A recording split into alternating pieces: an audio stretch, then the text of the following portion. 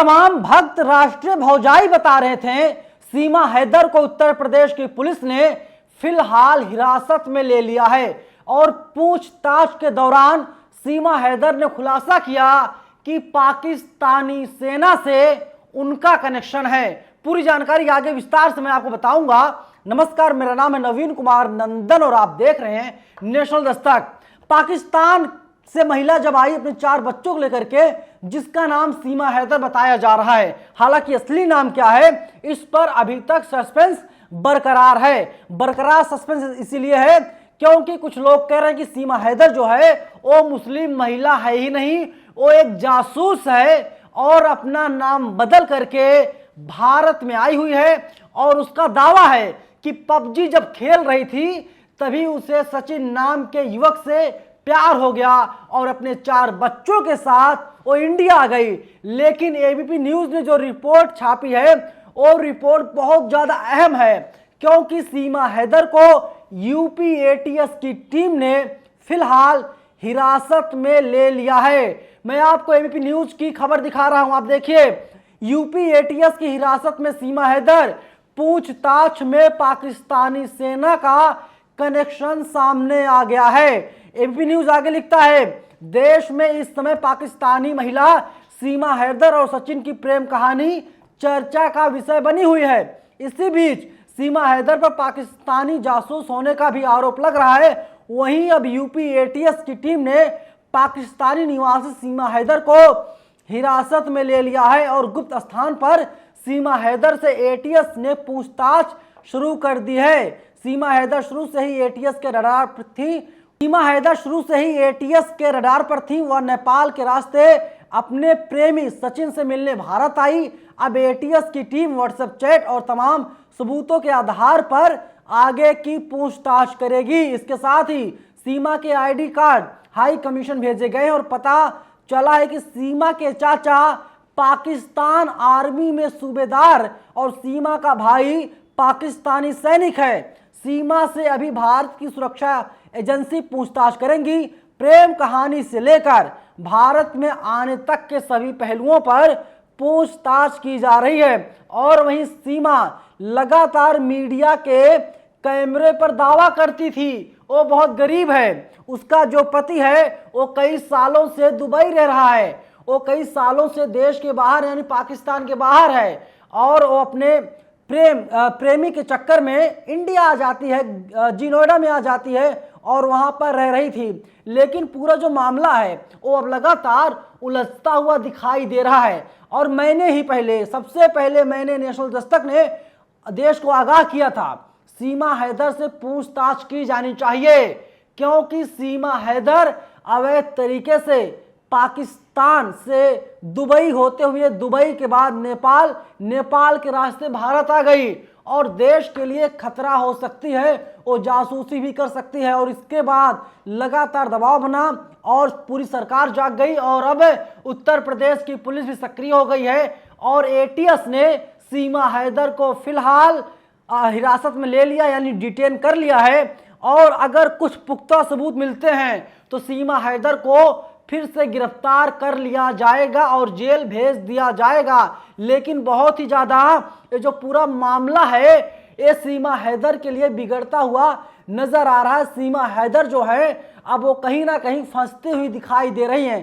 सीमा हैदर पहले कहती थी कि वो प्यार के खातिर अपना देश छोड़ करके वो भारत आ गई हैं, इंडिया आ गई हैं और भारत सरकार उन्हें इंडिया की नागरिकता दे दे यानी सिटीजनशिप दे दे और अब वे पाकिस्तान नहीं जाना चाहती। वहीं वे लगातार ये भी दावे कर रही थी कि सचिन ने स्वीकार कर लिया है 4 बच्चों के साथ और जो 4 बच्चे पाकिस्तान से लेकर के आई हैं, दरअसल जो सारे बच्चे हैं वे बच्चे अब सचिन को पापा बोल रहे हैं यानी बच्चे भी मान लिए कि सचिन ही हमारे पापा हैं। लेकिन सीमा हैदर का जो पासपोर्ट वायरल हो रहा है उसमें दिखाई दे रहा है कि सीमा हैदर की उम्र अभी 22 साल के करीब है। लेकिन सीमा हैदर ऑन कैमरा कई टीवी चैनलों पर कह रही हैं उनकी उम्र 22 साल नहीं 27 साल हैं। इंडिया न्यूज के जो मैनेजिंग एडिटर हैं नाड़ा यशवंत बकायदा एक इंटरव्यू किया था और सीमा हैदर की सच्चाई को उजागर करने की कोशिश की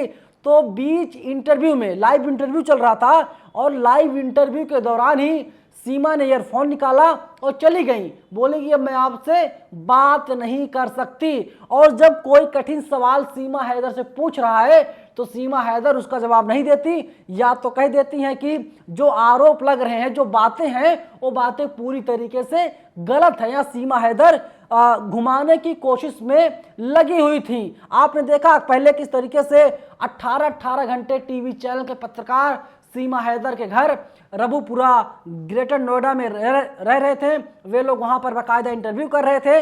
लेकिन जब सवाल जवाब होने लगा तो सीमा हैदर उसमें फंसती हुई दिखाई देने लगी, और एक वक्त ऐसा आया सीमा हैदर को लगा अब वे किसी भी कीमत पर बच नहीं पाएंगी, उनको जेल जाना ही होगा। तो सीमा हैदर ने नाटक किया, ड्रामा किया और कहा कि देखिए मेरी तबीयत खराब हो गई है और अब मीडिया के कैमरों के सामने मैं नहीं आ सकती। इसके बाद फिर क्या हुआ कि इंडिया डेली लाइव की रिपोर्टर कोमल बहल हैं, वो सीमा हैदर घर पहुंची और वहां पर सचिन की भतीजी से उन्होंने बातचीत किया और उन्होंने जानने की कोशिश की, बताइए सीमा कहां पर हैं, सचिन कहां पर हैं।